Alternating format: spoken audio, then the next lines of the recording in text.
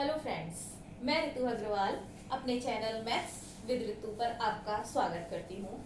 हम NCERT book maths का पहला चैप्टर रियल नंबर्स पढ़ रहे थे, जिसमें आज हमारा टॉपिक है फंडामेंटल थ्योरम ऑफ अरिथमेटिक, अंकगणित की मूलभूत प्रमेय।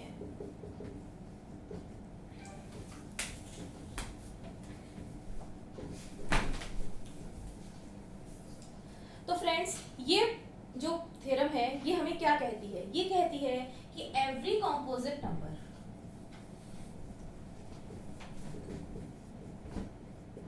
Can be written in unique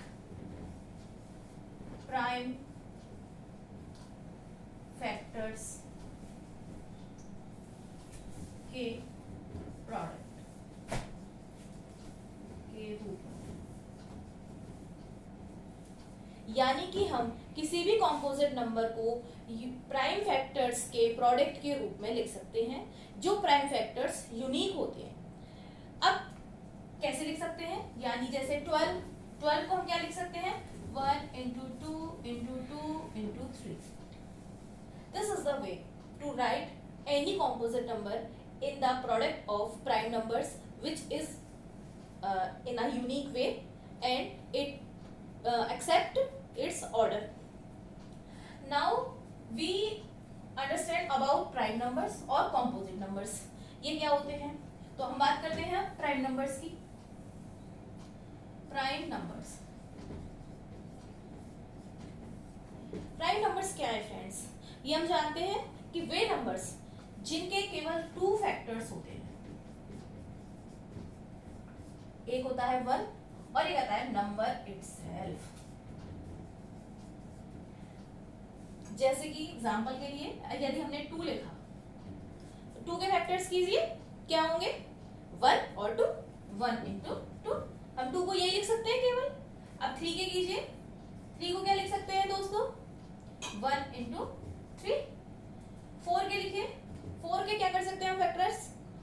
1 into 2 into 2।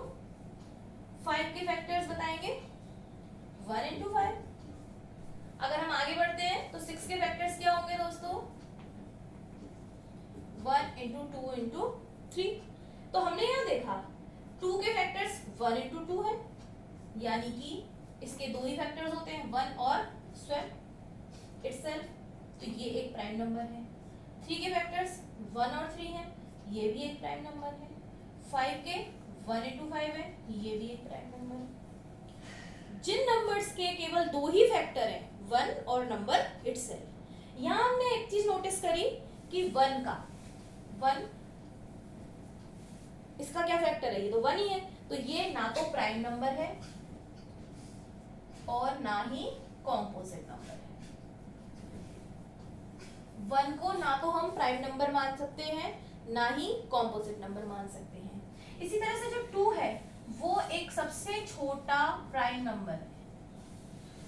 ठीक है फ्रेंड्स, और 2 की एक और क्वालिटी है, वो क्या है? ये एक इकलौता इवन प्राइम नंबर है।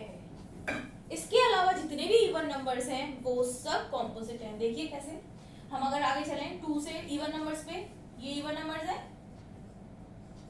सो ऑन, ये सब इवन नंबर्स है। तो हम यहाँ देखेंगे इनके जितने भी फैक्टर होंगे उनमें सब में 2 तो आएगा ही आएगा। 2 into 2, 2 into 3, 2 into 2 into 2, यानी कि इनके फैक्टर्स 2 से ज्यादा हैं, तो इनको हम क्या बोल देते हैं? Composite numbers. तो अब आपको समझ में आ गया होगा फ्रेंड्स कि कॉम्पोजिट नंबर्स क्या है।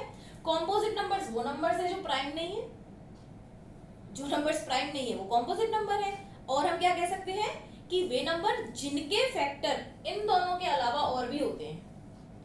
1 तो सबका ही है, नंबर इटसेल्फ को खुद के लिए लिख ही सकते हैं, इन दोनों के अलावा अगर और भी फैक्टर्स होते हैं तो वे नंबर कॉम्पोजिट नंबर है। आपको यहां तक का समझ में आ गया होगा। तो अब हम बात करते हैं फैक्टराइजेशन की। फैक्टराइजेशन क्या होता है?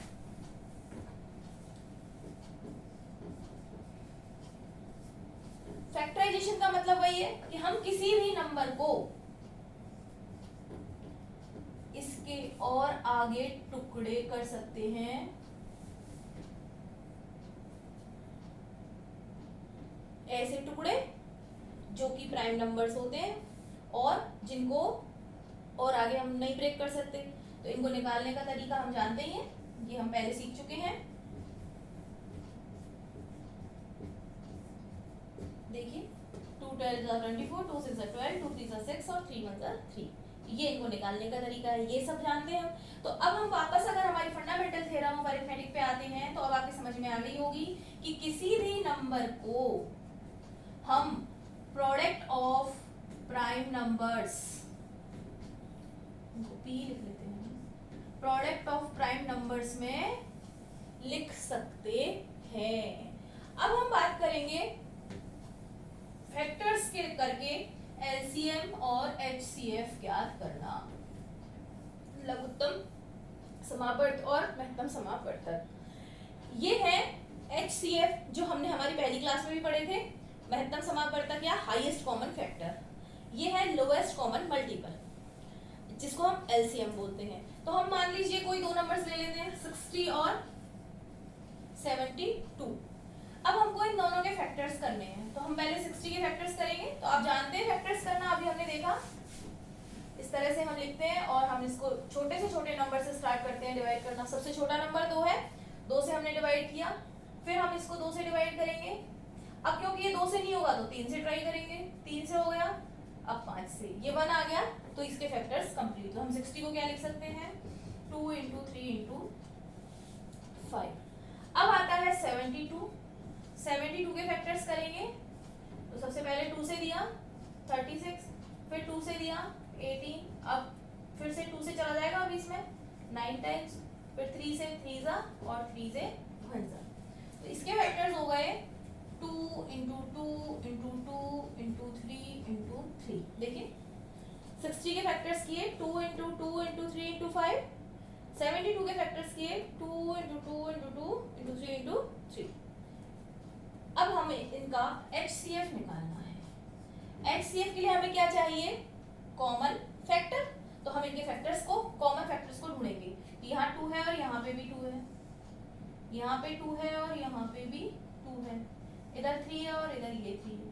तो हम इनके कॉमन फैक्टर्स लेंगे 2 × 2 × 3, तो ये आ गया 12। यहाँ तक आपकी समझ में आया। अब देखिए हमने इसके कॉमन फैक्टर्स निकाले थे और उनको मल्टीप्लाई कर लिया, इससे हमारा निकल के आया HCF। अब हम याद करेंगे LCM। LCM में हम क्या करते हैं दोस्तों, इसमें है लोएस्ट कॉमन मल्टीपल, जो लोएस्ट है। तो देखिए ये जो हमारे फैक्टर हैं ये तो हमको लेने ही लेने हैं, तो 2 × 2 × 3। इनके अलावा जो कॉमन नहीं है उनको भी लेंगे। यहाँ पे हम 1 भी लिख सकते हैं।